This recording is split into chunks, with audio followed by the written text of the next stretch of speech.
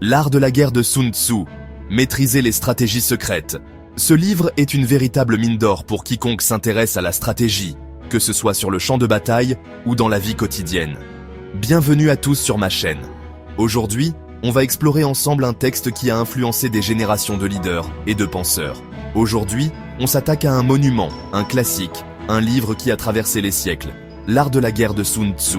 Ce n'est pas juste un manuel militaire, c'est un guide intemporel pour comprendre la nature humaine et les dynamiques de pouvoir.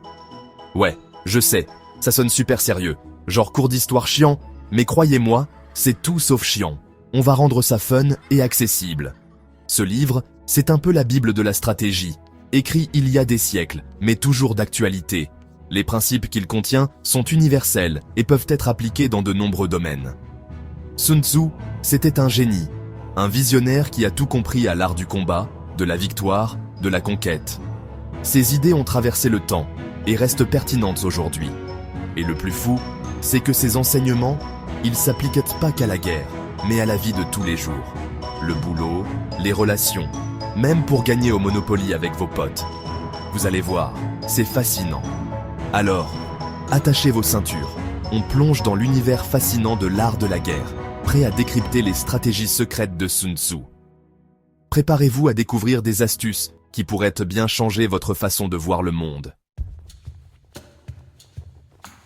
Avant de rentrer dans le vif du sujet, prenons quelques minutes pour comprendre pourquoi ce livre, écrit il y a plus de 2500 ans, continue de fasciner autant. Imaginez un peu, des généraux, des chefs d'entreprise, des sportifs de haut niveau, tous, je dis bien tous, se sont inspirés de Sun Tzu pour atteindre leurs objectifs. C'est dingue, non ? C'est la preuve que ces enseignements sont intemporels. Napoléon, par exemple, il ne jurait que par l'art de la guerre. On dit même qu'il l'avait toujours sur lui pendant ses campagnes militaires. Et aujourd'hui encore, le monde des affaires s'arrache les conseils de Sun Tzu. Stratégie marketing, négociation, management d'équipe. L'art de la guerre est devenu un outil indispensable pour réussir dans un monde hyper compétitif. Premier enseignement crucial de Sun Tzu. La préparation, c'est la clé du succès. Avant même de penser à la bataille, il faut penser à la préparation. Oubliez les victoires improvisées, les coups de chance. Sun Tzu, il est clair là-dessus. On ne gagne pas une guerre sans une préparation minutieuse. Chaque détail compte, chaque planification est essentielle. Imaginez un peu, vous partez à la guerre sans connaître le terrain, sans avoir entraîné vos troupes, sans avoir prévu de plan B. C'est la recette du désastre assuré. Que ce soit pour un entretien d'embauche, un examen ou même un premier rendez-vous, la préparation, c'est primordial. Sans préparation, on se sent perdu, stressé et souvent, on échoue. Sun Tzu, il insiste sur l'importance de bien s'entourer, de choisir ses alliés avec soin, de connaître ses forces et ses faiblesses. Une bonne équipe et une bonne stratégie sont indispensables. C'est comme au foot, impossible de gagner un match sans une équipe soudée et un bon entraînement. Chaque joueur doit connaître son rôle et être prêt à donner le meilleur de lui-même. Alors, la prochaine fois que vous avez un défi à relever, souvenez-vous de Sun Tzu. Préparez-vous comme si votre vie en dépendait, ça fera toute la différence.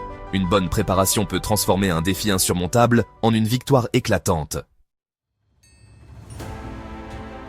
On arrive maintenant à la citation la plus célèbre de Sun Tzu. Connais ton ennemi et connais-toi toi-même, et en sans bataille, tu ne seras point défait. Cette phrase, bien que simple en apparence, renferme une profondeur stratégique immense. C'est simple, c'est clair, c'est efficace, c'est du Sun Tzu dans toute sa splendeur. Mais pourquoi cette citation est-elle si puissante et intemporelle ? Mais concrètement, ça veut dire quoi ? Comment appliquer cette sagesse millénaire dans nos vies modernes et dans nos stratégies ? Eh bien, pour Sun Tzu, impossible de remporter une victoire si vous ne connaissez pas vos propres forces et faiblesses. Il insistait sur l'importance de l'introspection et de la connaissance de soi. Il faut être lucide, objectif, ne pas se surestimer, mais ne pas se sous-estimer non plus. Cette lucidité permet de prendre des décisions éclairées et stratégiques. Et connaître son ennemi, c'est tout aussi crucial. Cela va au-delà de simplement savoir qui il est. Il faut étudier ses tactiques, ses points forts, ses points faibles, comprendre ses stratégies et anticiper ses mouvements, ses peurs, ses motivations. En comprenant ce qui le motive, vous pouvez prévoir ses actions et réagir en conséquence. Plus vous en savez, mieux vous serez armé. La connaissance, est une arme puissante dans toute forme de conflit. Connaître son ennemi, ce n'est pas forcément vouloir le détruire, c'est avant tout comprendre son mode de fonctionnement pour mieux anticiper ses réactions. Cette compréhension peut mener à des solutions pacifiques et stratégiques. Chapitre 4. S'adapter pour mieux vaincre. Sun Tzu, c'est un peu le roi de l'adaptation. Pour lui, impossible de gagner une guerre en suivant un plan rigide et immuable. Il faut savoir s'adapter aux circonstances, aux imprévus, aux changements de situation. Il compare d'ailleurs l'art de la guerre à l'eau, qui s'écoule, toujours en mouvement, contournant les obstacles, s'adaptant au terrain. Imaginez un général qui s'entête à suivre son plan initial. Alors que la situation a complètement changé, c'est la catastrophe assurée. Il faut savoir changer son fusil d'épaule, improviser, prendre des décisions rapides en fonction des événements. Chapitre 5. Les yeux et les oreilles de la victoire, l'espionnage. On entre maintenant dans un aspect plus, disons, sombre de l'art de la guerre, l'espionnage. Et oui, pour Sun Tzu, impossible de gagner sans information fiable sur l'ennemi. C'est un peu le maître espion de l'Antiquité, celui qui a compris l'importance cruciale du renseignement. Celui qui connaît l'ennemi et se connaît lui-même n'a point à craindre le résultat de 100 batailles, disait-il. Mais pour connaître l'ennemi, encore faut-il savoir où chercher l'information. C'est là que l'espionnage entre en jeu. Sun Tzu, il avait tout compris. Il faut des yeux et des oreilles partout, des agents infiltrés, des espions qui rapportent les moindres faits et gestes de l'ennemi. Chapitre 6. Flexibilité et réactivité. Les clés du succès. On l'a vu, Sun Tzu, c'est le roi de l'adaptation. Et pour lui, la flexibilité, c'est la clé de la victoire. Oubliez les plans rigides et les stratégies figées. Il faut savoir improviser, changer de cap à tout moment, comme un navigateur qui ajuste ses voiles en fonction du vent. La souplesse triomphe de la rigidité, disait-il. Imaginez un général qui s'entête à attaquer de front une forteresse imprenable alors qu'il pourrait facilement la contourner. Il faut savoir être imprévisible, surprendre l'ennemi, le déstabiliser en changeant constamment de tactique. Le leadership selon Sun Tzu, inspirer et guider.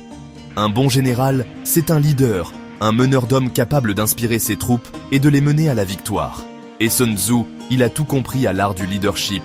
Pour lui, un bon leader, c'est avant tout quelqu'un de juste, d'intègre, qui inspire le respect et la confiance. Quand le général est faible et sans autorité, que ses ordres ne sont ni clairs ni précis, que ses officiers et ses hommes n'ont ni discipline ni esprit de corps, alors c'est le désordre, disait-il. En gros, pas de bon chef sans une équipe soudée et disciplinée. Sun Tzu, il insiste aussi sur l'importance de la communication, de la clarté des ordres, de la cohésion de l'équipe. L'art de la diversion, tromper pour mieux vaincre. Sun Tzu, c'est un peu le roi de la stratégie, et la diversion, c'est l'une de ses armes favorites. L'idée, c'est de tromper l'ennemi, de le faire tomber dans un piège en lui faisant croire à une attaque, alors qu'en réalité, on prépare une offensive ailleurs. Feignez la faiblesse là où vous êtes fort, et la force là où vous êtes faible, disait-il. En gros, il faut jouer la comédie, faire croire à l'ennemi qu'on est vulnérable pour mieux le surprendre. À vous de jouer! Merci d'avoir suivi cette vidéo jusqu'au bout. J'espère qu'elle vous a plu et que vous avez appris des choses. N'hésitez pas à la partager autour de vous si c'est le cas. Et surtout, dites-moi dans les commentaires ce que vous avez pensé de l'art de la guerre. Si vous l'avez déjà lu, si vous avez envie de le découvrir, ou si vous appliquez déjà certains de ces enseignements dans votre vie. En attendant la prochaine vidéo, n'oubliez pas, soyez stratège, soyez malin, soyez comme Sun Tzu.